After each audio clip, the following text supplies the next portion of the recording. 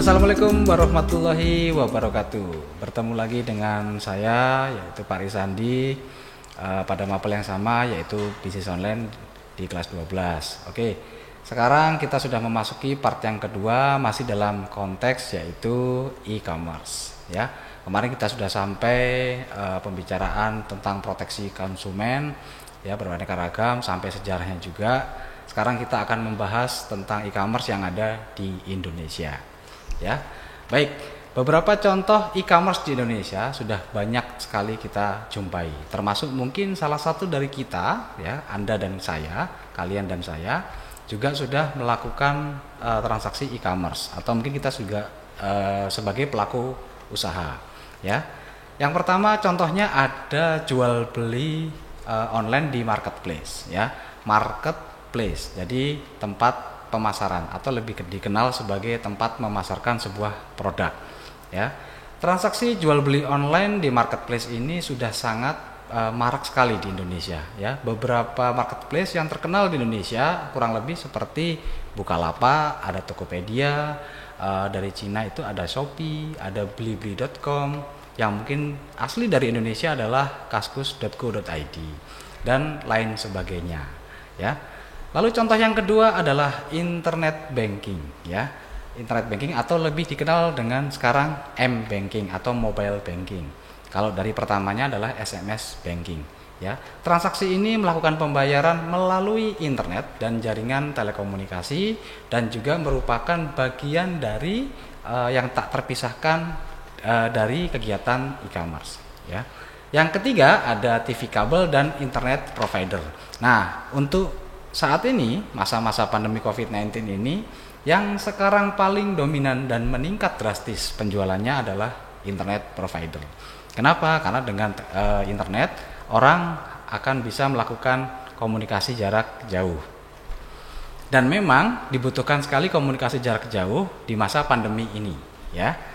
Oke, berlangganan TV kabel dan internet juga merupakan salah satu bentuk e-commerce yang sudah cukup lama sebetulnya, yang sudah berlangsung di Indonesia. Beberapa perusahaan yang ada di bisnis ini kurang lebih yang sekarang sedang booming adalah MNC Playmedia, ada Indovision, ada Big TV, ada IndiHome, Republik dan First Media, ya, dan masih banyak contohnya. Untuk menjamin keamanan, privasi dan efektivitas e-commerce, banyak hal yang memang harus dilakukan. Pebisnis harus mengotentifikasi ya transaksi bisnisnya. Kurang lebih seperti mengontrol akses ke sumber daya, menginskripsi komunikasi baik dari pebisnis ke calon konsumen, menerapkan teknologi informasi seperti SSL atau dinamakan Secure Socket Layer. Baik, yang berikutnya kita membicarakan tentang komponen dari e-commerce itu sendiri. Nah, pada praktiknya sehari-hari di dalam e-commerce ini terdapat beberapa komponen standar ya yang mendukung proses operasionalnya ya. Di antaranya antara lain yang pertama ada produk ya. E-commerce mendukung penjualan produk ya dengan berbagai macam jenis ya. Di antaranya antara lain adalah produk digital. Nah, seperti yang kalian tahu, produk digital adalah produk yang tidak nyata, tidak real, dalam arti tidak bisa kita sentuh atau tidak bisa kita pegang. Ya, produk itu hanya bisa kita akses atau kita gunakan menggunakan perangkat digital. Ya, yang pertama contohnya ada electronic book atau buku digital. Yang kedua ada membership atau dikenal dengan keanggotaan. Lalu yang ketiga ada software ya atau mungkin bisa program aplikasi atau mungkin sistem operasi seperti Windows yang kalian gunakan mungkin di laptop kalian atau Android yang kalian gunakan di smartphone kalian. Lalu berikutnya ada music yang diterapkan oleh perusahaan besar seperti Apple ya.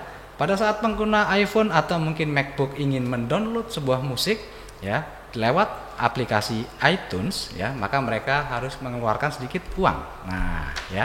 Meskipun cuma sedikit tapi kalau pengkalinya banyak, nah saya yakin akan jadi besar, ya. Lalu produk digital dan banyak sekali, banyak sebagainya, ya. Lalu produk yang kedua ada produk fisik. Nah, fisik ini adalah produk yang bisa kita sentuh, ya. Contohnya seperti apa? Seperti buku, ya, pakaian, ya, gadget, ya, makanan. Nah, semuanya bisa kita sentuh. Jadi produk yang bisa kita pegang. itulah produk sebagai komponen standar dalam e-commerce ya. Lalu yang kedua ada tempat menjual produk ya. Kegiatan e-commerce ini dilakukan di internet juga meskipun komunikasinya jarak jauh ya, tetap dibutuhkan domain dan hosting untuk bisa memasarkan atau menempatkan ya produk tersebut di sebuah website misalkan sebagai salah satu media pemasaran ya, kurang lebih seperti itu. Yang ketiga adalah cara menerima pesanan ya. Ada banyak cara yang bisa dilakukan sebenarnya untuk melakukan penerimaan pesanan. Di antaranya yang pertama kali adalah dengan memanfaatkan telepon ya. Yang kedua bisa menggunakan SMS atau short message service, tapi agak sedikit ketinggalan zaman ya, karena sekarang fitur chatting sekarang sudah bisa digunakan lewat aplikasi Messenger dan masih banyak lain sebagainya. Dan yang keempat adalah metode pembayaran ya. Beberapa metode pembayaran ini sudah banyak sekali diterapkan di praktek e-commerce di Indonesia ya. Yang paling sederhana kita bisa menggunakan transfer via auto teller mesin atau disingkat ATM ya. Bisa juga menggunakan kartu kredit dan juga COD atau cash on delivery ya. Dan yang terakhir menggunakan payment ya. Sedikit saya luruskan, banyak sekali yang salah menilai dalam konteks COD. COD banyak yang mengatakan bahwa kita ketemuan di satu tempat setengah-setengah. Nah, supaya jaraknya bisa sama. Ketemuan di tengah ya. Padahal sebetulnya COD penjual harus mengirimkan produk tersebut kepada pembeli di alamat yang pembeli inginkan. Setelah itu barulah transaksi dilakukan. Ya, banyak sekali salah kaprah di kalangan marketer online. Ya. Lalu untuk e-payment, ya, penerapan yang ada di Indonesia sekarang yang sedang marak adalah salah satunya OVO, ya, yang bekerjasama dengan satu platform untuk penjualan online atau marketplace yang bernama Tokopedia. Ya. Lalu untuk ojol juga ada yang menggandeng OVO yaitu Grab. Yang berikutnya yaitu yang kelima ada metode pengiriman. Nah, metode pengiriman ini sebetulnya untuk jasa ekspedisi dan jasa pengiriman kurir sudah banyak sekali ya. Dijelaskan bahwa cara pengiriman barang untuk e-commerce di Indonesia ini biasanya menggunakan jasa pengiriman barang. Untuk standarnya atau umumnya biasanya menggunakan JNE, bisa menggunakan Tiki, JNT, Pos Indonesia, Wahana dan lain-lain. Ya, namun ada juga yang menggunakan jasa antar dari ojek online. Jika kalian ingin mengirim barang secara instan, tapi dengan catatan satu wilayah atau satu kota. Yang keenam berikutnya adalah customer service. Nah, kenapa layanan customer service ini masih dibutuhkan untuk marketing online? Nah, padahal kita tidak bertemu pelanggan secara langsung, ya. Layanan pelanggan merupakan komponen yang sangat penting dalam operasional e-commerce. Aktivitas ini umumnya dilakukan melalui email, formulir online, fax, telepon, chatting, dan sosial media. Dan saya yakin kalian pasti pernah satu kali atau bahkan mungkin hampir setiap hari mendapatkan email atau mungkin iklan dalam sosial media. Saya yakin pernah. Nah, itu adalah bentuk layanan dari customer service. Ketika kalian sudah pernah satu kali belanja produk di salah satu tempat vendor atau mungkin marketplace, maka kalian akan diberikan notifikasi, kalian akan dikirimkan sebuah berita, promosi dan lain-lain. Ya, sekarang berikutnya kita bicara tentang manfaat. Kita sudah tahu e-commerce itu apa, komponennya bagaimana, ya. Secara garis besarnya kita tahu, ya.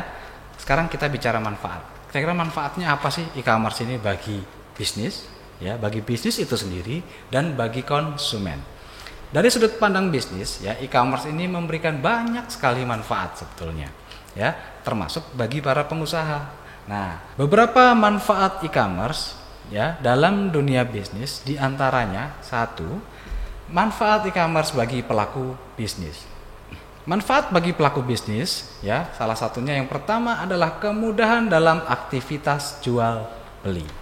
Yang kedua, kita bisa memangkas biaya pemasaran. Lalu yang ketiga, kemudahan dalam berkomunikasi dengan konsumen dan produsen, ya. Lalu yang keempat, dapat menjangkau target market, ya, target pasar yang lebih luas, ya. Karena apa? Karena kita tidak terbatas oleh batasan teritori, ya. Namanya internet, kita bebas mau jual kemanapun itu, asal legal. Yang kelima, penyebaran informasi lebih mudah dan cepat, ya. Lebih mudah dan cepat, kita bisa melakukan perubahan informasi tersebut, kita bisa memposting informasi tersebut dengan sangat mudah sekali, ya. Dan juga lebih cepat lagi untuk sampai ke calon pelanggan kita atau mungkin kepada pelanggan kita, ya. Yang keenam, proses pembayaran menjadi lebih mudah dan cepat. Kenapa mudah? Karena kita tidak harus menggunakan cash money atau uang tunai, kita bisa menggunakan transfer, kita bisa menggunakan e-payment dan lain-lain. Berikutnya, manfaat yang kedua adalah manfaat e-commerce bagi konsumen. Nah, jadi konsumen meskipun mereka melakukan pembelian produk, mereka juga punya manfaat, ya. Mereka juga mendapatkan manfaat yang mereka butuhkan, ya. Yang pertama adalah konsumen ini dapat mengakses atau dapat berbelanja dengan mudah, ya, selama 24 jam sehari dan sepanjang tahun. Ya. Yang kedua atau yang B, konsumen dapat melihat berbagai macam pilihan produk yang dianggap paling baik atau terbaik, ya, dengan melihat harga dari pesaingnya atau dari tetangga sebelah. Nah, saya yakin kalian kalau ingin belanja online, kalian akan membandingkan harga dengan platform sebelah, ya. Lalu yang ketiga adalah konsumen dapat membeli produk dan jasa dengan yang lebih mudah, dengan biaya. Lalu yang ketiga, konsumen dapat membeli produk atau jasa dengan biaya yang jauh lebih murah, ya, dan juga lebih mudah setelah melakukan perbandingan dengan berbagai e-commerce. Baik, kita sudah membicarakan tentang e-commerce, ya. Lalu ada manfaatnya juga, ada apa sih komponennya. Sekarang kita bicara dampak, ya. Apapun di dunia ini pasti akan ada dampak positif dan juga akan ada dampak negatif, ya, termasuk e-commerce ini, ya. E-commerce di sisi lain ternyata memberikan dampak positif dan negatif. Baik, kita bicara tentang dampak positif terlebih dahulu. Dampak positif yang pertama adalah munculnya aliran penghasilan baru yang mungkin lebih menjanjikan, yang tidak ada pada sistem jual beli dengan cara tradisional, ya. Yang kedua, e-commerce memberikan peluang untuk meningkatkan market exposure, ya. Lalu yang ketiga, berpotensi untuk memperluas jangkauan secara global atau global reach, ya. Dalam arti kalau kalian punya produk kreatif, punya produk yang bisa punya nilai jual, ya, dan bisa dijadikan uang, nah kenapa enggak kalian tawarkan, ya. Seperti salah satu contohnya di Malang ada seseorang yang membuat kompor dari bahan alam, ya. Di Indonesia tidak laku. Kenapa? Karena orang Indonesia suka yang praktis-praktis, suka yang instan-instan, suka yang gampang-gampang dan harganya murah, ya. Sedangkan kompor tersebut sebetulnya saya bilang murah sekali, ya, dan bahannya pun sangat murah sekali, ya. Bahan bakarnya sangat mudah sekali didapatkan. Tapi di Indonesia tidak laku. Kenapa? Karena masaknya juga cukup lama. Lalu orang ini akhirnya melempar kompor tersebut ke Afrika. Nah, di Afrika tersebut akhirnya kompor tersebut malah laku keras, laku ratusan ribu unit, ya. Kalian bisa searching di Google. Kompor asli Malang, ya, tidak laku di Indonesia, laku di Afrika, ya. Silakan searching. Lalu yang keempat, dampak positifnya adalah memberikan kesempatan untuk mengurangi biaya operasional, ya, atau dikatakan operational cost. Kenapa? Karena biaya operasional ini berdampak pada pengiriman barang, ya. Sedangkan dengan online, barang tidak perlu kalian bawa kemana-mana. Ketika ada pembelian, baru kalian kirim barang tersebut secara per item atau sesuai dengan keinginan pembeli. Yang kelima, ada kemudahan dalam membangun dan meningkatkan customer loyalty, ya. Customer loyalty ini apa? Customer yang selalu ingin belanja kembali terhadap penjualnya. Nah, di sini ada konteks bahwa pembeli tidak akan melihat produk apa yang dijual, namun melihat siapa yang menjualnya. Yang keenam, meningkatkan mata rantai pendapatan atau value chain, ya. Mata rantai pendapatan ini bisa berpeluang jauh lebih besar lagi yang dulunya secara konvensional dari produsen, distributor dan sampai ke konsumen ya. Dengan e-commerce maka dari produsen tersebut mungkin bisa ke distributor, mungkin bisa ke agent, atau mungkin bisa semua orang pembeli itu akan menjadi seorang marketer. Lalu yang berikutnya, yang ketujuh, dapat membantu mempersingkat waktu produksi. Lalu yang terakhir, yang kedelapan adalah dapat meningkatkan supplier management. Nah, itu adalah dampak positif dari e-commerce. Nah, sekarang kita membicarakan dampak negatifnya. Baik, dampak negatif dari e-commerce yang pertama adalah potensi terjadinya penipuan di mana-mana ya, atau mungkin seseorang yang kehilangan dari segi informasi karena kecurangan dari pihak lain.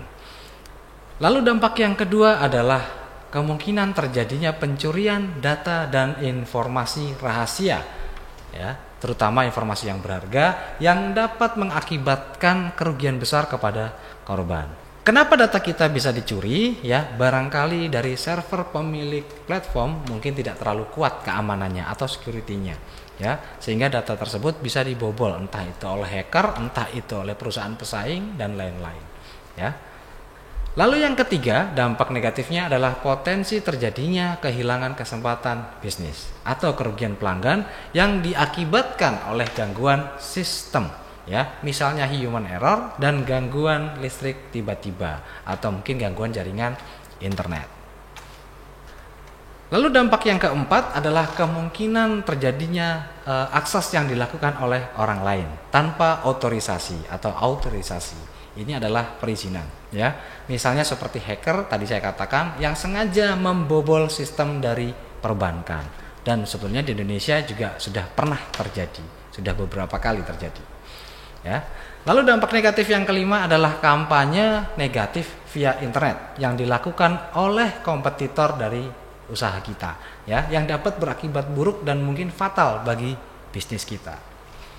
Lalu yang keenam, ada potensi kerugian yang bisa terjadi akibat kesalahan manusia, baik itu sengaja maupun tidak, ya, dan juga kerusakan secara sistem elektronik.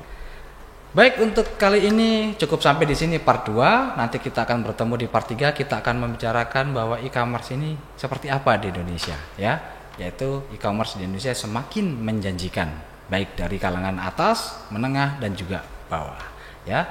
Terima kasih sudah menonton video ini. Saya undur diri. Assalamualaikum warahmatullahi wabarakatuh.